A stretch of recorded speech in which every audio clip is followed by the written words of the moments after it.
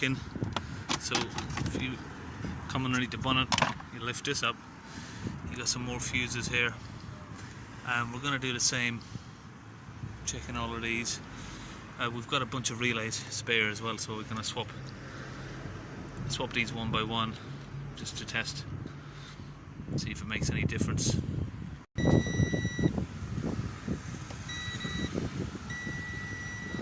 That's working.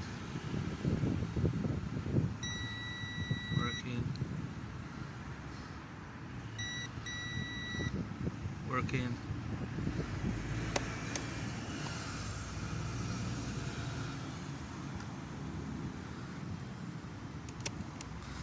Okay, we're not getting any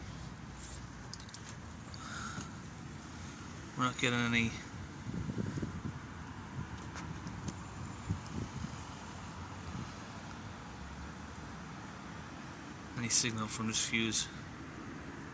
Yeah, I don't know if you can see that, but yeah, there's a blown fuse there, so we're going to replace that anyway.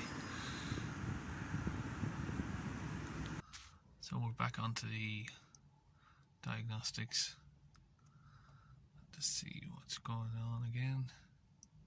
Trouble codes. So you got these.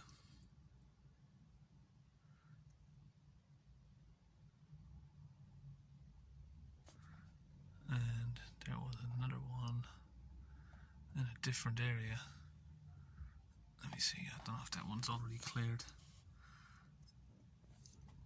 Basically saying there's no communication to the ECU. And you got this one. Got a lot of sunlight, sorry. Engine control system fault.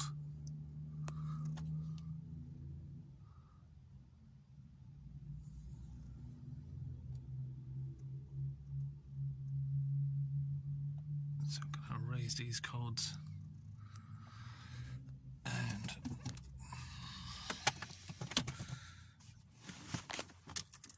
switch the ignition off and restart it.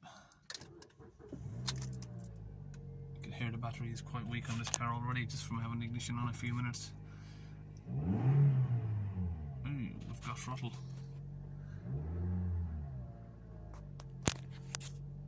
Yeah, so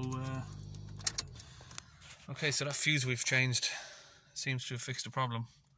If you're having this issue with a similar Toyota, it's going to save you about 3 hours work what we've done here, digging through the diagnostics, live data, pulling the trims apart from the bonnet and in here. Turns out it's just a simple fuse. So yeah, I'll go back and show you that fuse again. It's this fuse we've replaced. It's one that stands a little higher. So, in your engine bay fuse box, which would be this one. Looks like ICS alternator. I hope that helps solve the problem a lot quicker than we've had to spend the time digging through. Thank you and see you later.